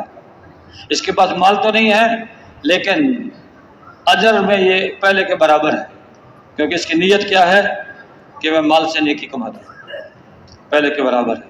دوسرا شخص ہو گیا، تیسرا آدمی جس کو اللہ نے مال دیا ہے، علم نہیں دیا، مال دیا ہے، علم نہیں دیا، اب یہ مال میں اللہ کے حکموں کو توڑتا ہے، فضول خرچیاں کرتا ہے، اور ناچ گانے کرتا ہے، اور احکامات کو توڑتا ہے، اور شادیوں پہ ناجائز اڑاتا ہے، فضول خرچیاں کرتا ہے، تبذیر کرتا ہے، اور مال میں اپنے نفس کو خوش کرتا ہے، تو یہ قیامت کا دن بدترین لوگوں میں ہوگا، برے حال میں ہوگا، برے حال میں ہوگا۔ اور چوتھا آدمی جس کو نہ مال دیا اللہ نے، نہ علم دیا ہے، نہ مال ہے نہ علم ہے۔ اب اس کے پاس مال تو نہیں ہے لیکن اس کی تمنا اور چاہت یہ ہے اگر میرے پاس مال ہوتا تو جیسے یہ عیش اڑا رہا ہے میں بھی ایسے عیش کرتا، میں بھی ایسے غلط کاموں میں اس کو خرچ کرتا، میں بھی اس سے جو ہے اپنے دل کی چاہتیں پوری کرتا اور فضول خرچیاں کرتا۔ اس کے پاس مال تو نہیں ہے لیکن گناہ میں یہ اس کے ساتھ برابر کا شریک ہے۔ یہ نیت کا، خالی نیت کا فرق ہے، نیت کی وجہ سے آدمی کہاں سے کہاں پہنچ جاتا ہے۔ مال نہیں ہے، اچھی نیت ہے تو خرچ کرنے والے مالدار کے ساتھ اس کا حشر ہوگا، اس کے برابر ہوگا اجر میں۔ اور مال ہے بری جگہ استعمال کر رہا ہے، غلط جگہ استعمال کر رہا ہے تو گناہ ہے، اور مال نہیں ہے لیکن تمنا اس کی یہ ہے کہ میرے پاس مال ہوتا میں بھی ایسی بری جگہ اس کو خرچ کرتا، یہ دونوں گناہ میں برابر ہے۔ نیت کا فرق ہے خالی، نیت المومن خیر من عملہ، مومن کی نیت اس کے عمل سے بڑی ہوئی ہے۔ انما الاعمال بالنیات، اعمال کا دار و مدار نیتوں پر ہے۔ جسے نیت تو اچھی سے اچھی ہو، اچھی سے اچھی ہو۔ وہ جس آدمی کے پاس بنی اسرائیل کا آدمی قحط پڑا تو اس نے کہا اتنا بڑا ٹیلا جو ہے، ریت کا ٹیلا دیکھا، اتنا بڑا ٹیلا میرے پاس اگر ہوتا آٹے کا تو میں خرچ کر دیتا، تو اس کو نیت پہ اجر مل گیا۔ نیت اسے اچھی نیت کرنی چاہیے، اچھی نیت، اچھی نیت، نیت بھی اچھی ہو اور عمل بھی اچھا ہو، عمل بھی اچھا ہو، نیت بھی اچھی ہو اور عمل بھی اچھا ہو۔ اچھے عمل کا بدلہ اچھا ہے اور برے عمل کا بدلہ برا ہے۔ اچھے عمل کا بدلہ اچھا ملے گا، برے عمل کا بدلہ برا ملے گا۔ اس لیے لوگوں کے ساتھ بھلائی کرنا، لوگوں کے ساتھ خیر خواہی کرنا، خیر خواہی کرنا، لوگوں کے ساتھ حسن سلوک کرنا، کوئی بیمار ہو جائے تو اس کی عیادت کرنا، کوئی فوت ہو جائے تو اس کے جنازے میں شریک ہونا، اس کے جنازے میں شریک ہونا۔ حکم ہے کہ کبھی کبھی قبرستان جایا کرو، یہ موت کو یاد دلانے والی چیز ہے، موت کو یاد دلانے والی چیز ہے۔ اور یہ دنیا آدمی کو غافل کر دینے والی چیز ہے۔ کتنے لوگ ہیں اپنے کندھوں پہ اٹھا کے لے جاتے ہیں، قبرستان میں دفن کر دیتے ہیں، چند قدموں کے بعد پھر بھول جاتے ہیں، ایسے لگتا ہے اسی نے مرنا تھا، میری موت تو نہیں آئے گی، میری موت تو بعد میں آئے گی، ابھی تو میں نے 100 سال تک جینا ہے۔ تو بھائیو، اللہ کو یاد کرنا، اللہ کے بندوں کے ساتھ حسن سلوک کرنا۔ حضرت سعد بن ابی وقاص رضی اللہ تعالیٰ عنہ یہ اپنی والدہ کے بڑے فرما بردار تھے، ان کی ضرورتوں کا بڑا خیال رکھتے تھے،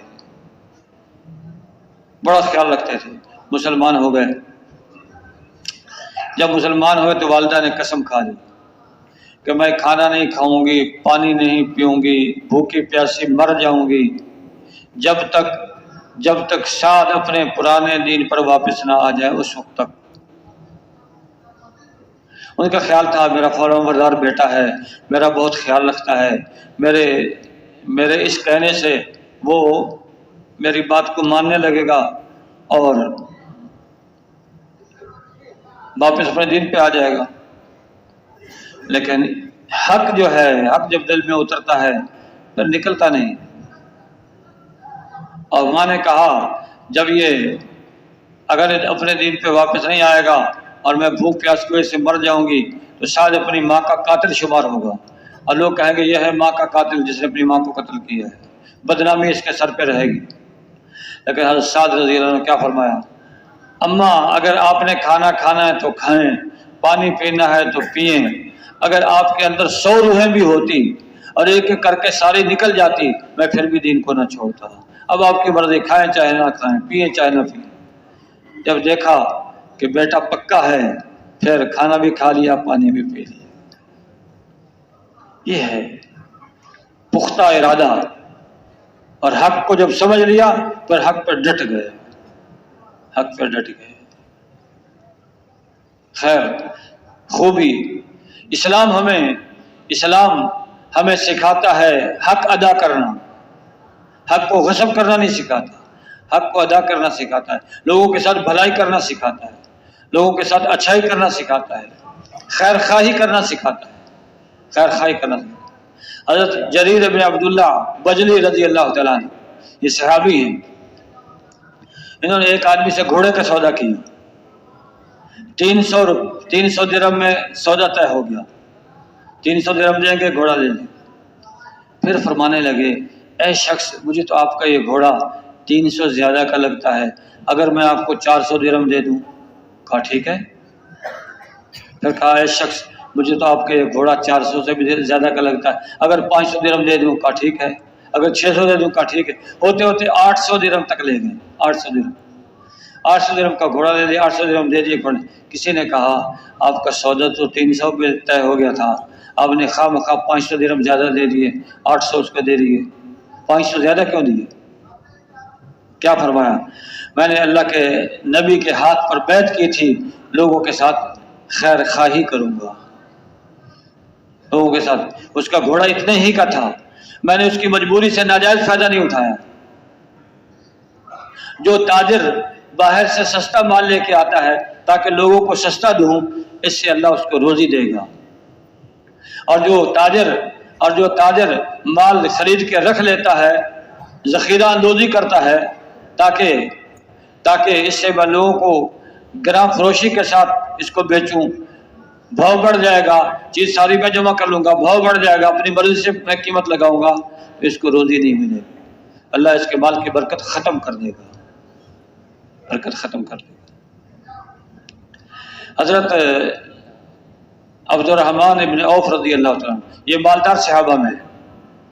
ایک دفعہ کسی نے پوچھا آپ کی مالداری کا راز کیا ہے؟ انہوں نے فرمایا میری مالداری کا راز یہ ہے، جب میرا مال بک رہا ہوتا ہے تو پھر میں زیادہ لالچ نہیں کرتا، بعض دفعہ لگی قیمت پہ بھی دے دیتا ہوں۔ اور دوسرا یہ فرمایا کہ ادھار کا میں قائل نہیں ہوں، ادھار کا میں قائل نہیں ہوں۔ فرمایا ایک دفعہ میں نے 1000 اونٹ خریدے، 1000 اونٹ خریدے، وہ میں نے لگی قیمت پر بیچ دیے، جتنے کے لیے اتنے کے دے دیے، ان کی ایک ایک رسی مجھے بچ گئی، ایک ایک درہم کی میں نے رسی بیچی، 1000 درہم یوں بچ گئے۔ پھر جس دن میں نے بیچے اس دن ان کا چارہ مجھے بچ گیا، جو چارہ میں کھلاتا تھا، 1 درہم کا چارہ ایک اونٹ کو، تو وہ ایک ایک درہم چارے کا بچ گیا، تو اس طرح 2000 درہم مجھے نفع ہو گیا، 2000 درہم۔ تو کسی کی مجبوری سے ناجائز فائدہ اٹھانا یہ اللہ کو پسند نہیں ہے، یہ اللہ کو پسند نہیں ہے، یہ اللہ کو پسند نہیں ہے۔ اس لیے کسی کی مجبوری سے ناجائز فائدہ نہیں اٹھانا۔ ایک جنس ہے بازار میں لوگوں کے پاس ہے، وہ سستی بک رہی ہے، اب لوگوں کے پاس ختم ہوگی، ایک آدمی کے پاس باقی ہے، اب یہ اپنی مرضی کا بھاؤ لگاتا ہے، نہیں، یہ اللہ کو پسند نہیں۔ جو لوگوں کے ساتھ بھلائی کرے گا اللہ اس کے ساتھ بھلائی کرے گا، اللہ اس کے ساتھ بھلائی کرے گا۔ حسن معاملہ اس کو بھی سیکھنے کی ضرورت ہے، سیکھنے کی ضرورت ہے۔ اگر ہمارے پاس سامان ہے اور چیزیں مہنگی ہو گئی تو اس کو یہ مہنگی بیچ سکتا ہے، اور اگر چیز سستی ہو گئی تو اب اٹھا کے پیچھے رکھنے کی اجازت نہیں ہے، اب سستی بیچے اس کو۔ یعنی اللہ کے نبی نے ایک ایک چیز کھول کھول کے بتائی ہے، ایک ایک چیز کھول کھول کے بتائی۔ اگر ہم دین سیکھیں گے اس سے دنیا کا نفع بھی ہے، آخرت کا نفع بھی ہے۔ اور دین کے بغیر انسان کی جہالت ہے، پھر انسان اور حیوان میں کوئی فرق نہیں ہے۔ جب انسان میں جہالت آ جائے گی تو پھر یہ لوگوں کے لیے سانپ اور بچھو سے بھی زیادہ زہریلا ہوگا، سانپ اور بچھو سے زیادہ نقصان کرے گا، جانور سے بھی بدتر ہے، بل ہم اضل، جانور سے بدتر ہے۔ انسان کی قیمت دین کے ساتھ ہے، دین کے ساتھ ہے۔ دین ہے تو انسان انسان ہے، اگر دین نہیں ہے اللہ کے احکامات کو توڑ رہا ہے، پھر اللہ کے ہاں اس کی کوئی قیمت نہیں۔ اس لیے لوگوں کے ساتھ بھلائی، لوگوں کے ساتھ خیر خواہی، کسی کی مجبوری سے ناجائز فائدہ نہ اٹھانا، یہ اللہ کو پسند نہیں۔ حضرت مولانا احسان الحق صاحب دامت برکاتہم العالیہ ایک مثال دیا کرتے تھے کہ ایک دکاندار کے پاس ایک آدمی گھڑی لے کے آیا، گھڑی لے کے آیا کہ یہ گھڑی میں بیچنا چاہتا ہوں، یہ گھڑی میں بیچنا چاہتا ہوں۔ دکاندار سمجھ گیا، پوچھا گھڑی کیوں بیچنا چاہتے ہو؟ خاموش ہو گیا۔ اس نے سمجھا یہ اور گاہک کھڑے ہیں، ان کے سامنے بتانا نہیں چاہتے۔ ان گاہک کو جلدی جلدی فارغ کیا اور اپنی دکان کا دروازہ بند کیا، اپنی گدی پر اس کو بٹھایا، اب میرے بھائی ہیں، سچی سچی بتائیں آپ گھڑی کیوں بیچنا چاہتے ہیں؟ اس نے کہا گھڑی میں اس لیے، آپ نے جب پوچھا ہے میں آپ کو بتاتا ہوں، میں گھڑی اس لیے بیچ رہا ہوں کہ میرے روزانہ کا خرچ مثلاً 500 ہے، تو میں روزانہ 500 کماتا ہوں، اس سے گھر کا خرچہ چلتا ہے۔ اب میری بوڑھی والدہ ہے، وہ بیمار ہو گئی، اس کی دوائی بھی 500 کی آتی ہے۔ اگر میں 500 دوائی پہ لگا دوں تو گھر چلانے کے لیے پھر مال نہیں ہے، اور اگر گھر چلا لوں اس سے تو پھر دوائی کے لیے مال نہیں ہے۔ تو اس لیے میں نے سوچا میں یہ گھڑی بیچ دیتا ہوں تاکہ والدہ کی دوائی لے لوں۔ وہ دکاندار نیک آدمی تھا، اس نے کہا یہ دکان آپ کی دکان ہے، میں آپ کا بھائی ہوں، یہ گھڑی بھی لے جاؤ، یہ سامان بھی لے جاؤ، یہ سودا بھی لے جاؤ۔ تو جب اس نے غریب کے ساتھ بھلائی کی ہے تو اس کا نتیجہ کیا ہوگا؟ آپس میں محبت پیدا ہوگی۔ کل کو اگر ڈاکو آتے ہیں اس کی دکان کو لوٹنے کے لیے، سب سے پہلے یہ غریب سینہ تان کے کھڑا ہو جائے گا کہ پہلے میرے سینے سے گولی پار کرو تو اس دکان تک جا سکتے ہو، یہ غریبوں کی دکان ہے، اس دکاندار کی دکان نہیں۔ یہ معاشرہ کب وجود میں آئے گا؟ جب ہر آدمی دوسرے کے ساتھ بھلائی کرے گا۔ گاہک دکاندار کا فائدہ چاہے اور دکاندار گاہک کا فائدہ چاہے تو پھر جو ہے محبتیں پیدا ہوں گی۔ اور اگر گاہک دکاندار کو لوٹنا چاہتا ہے اور دکاندار گاہک کو لوٹنا چاہتا ہے تو پھر نفرتیں پیدا ہوں گی۔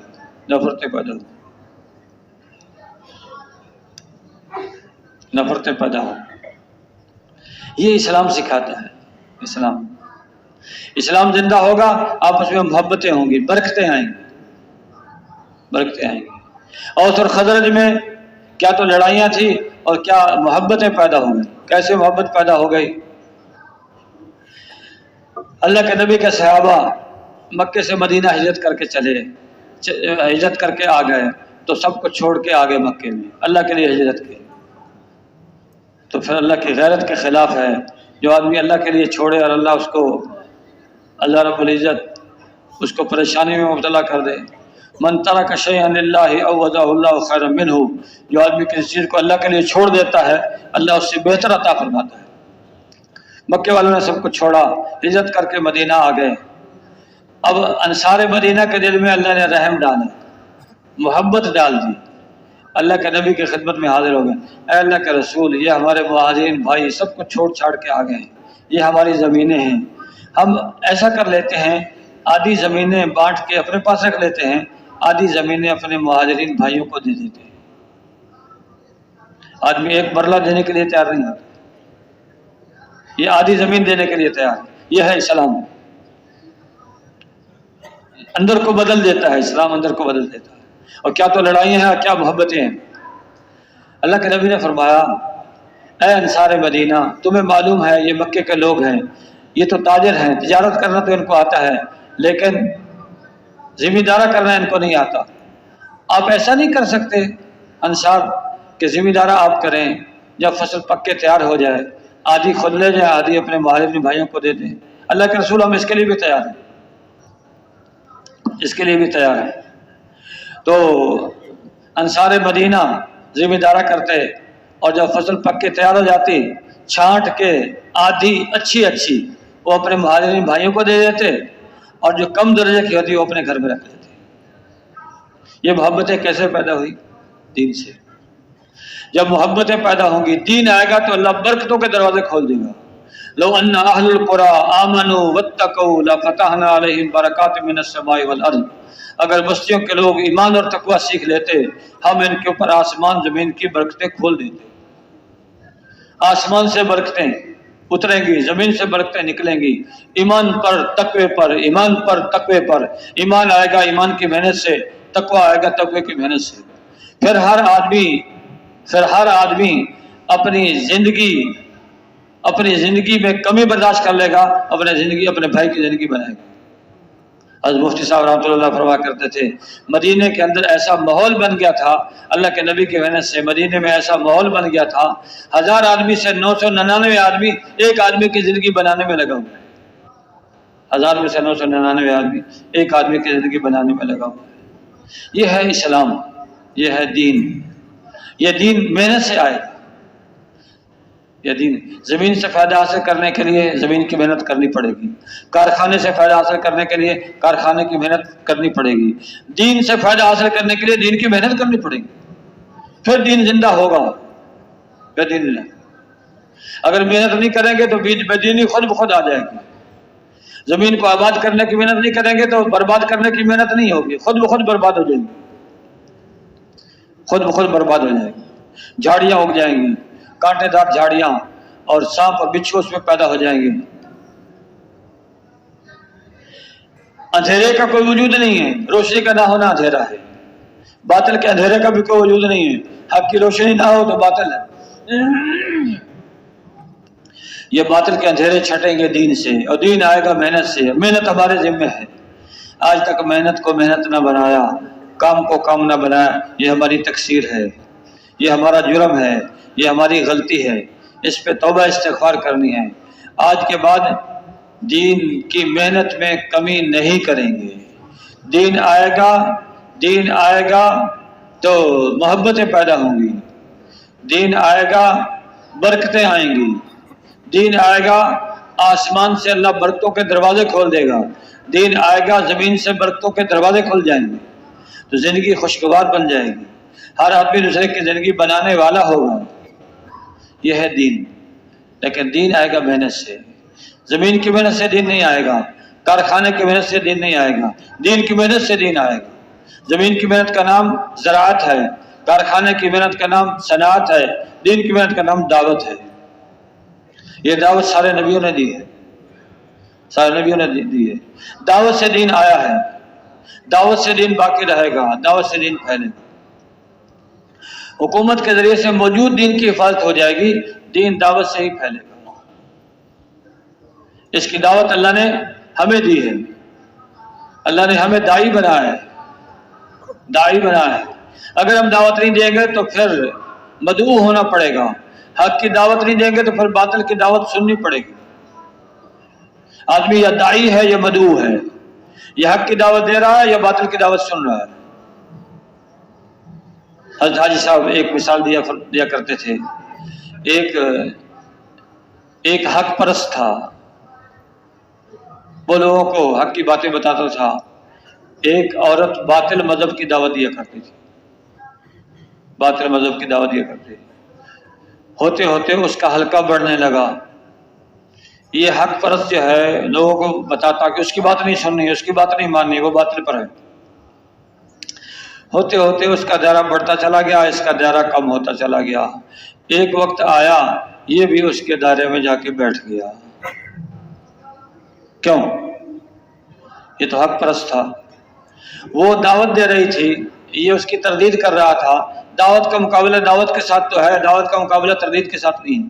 حق کی دعوت سے حق پھیلے گا، باطل کی دعوت سے باطل بھی پھیلے گا.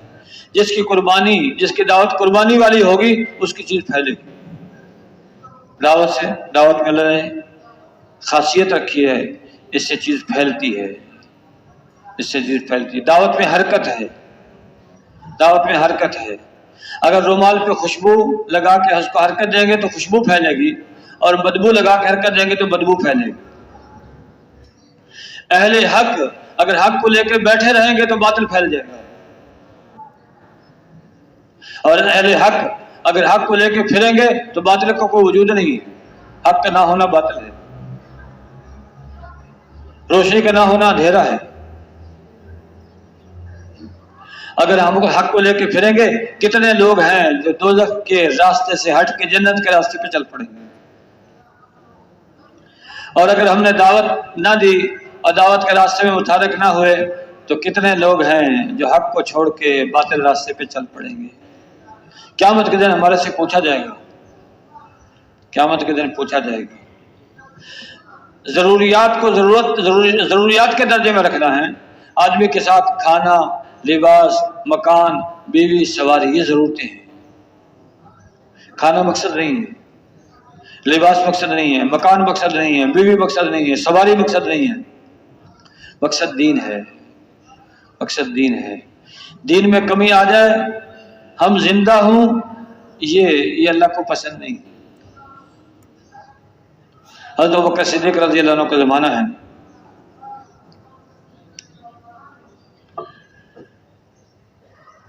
آپ نے حضرت اسامہ رضی اللہ عنہ کا لشکر روانہ فرمایا.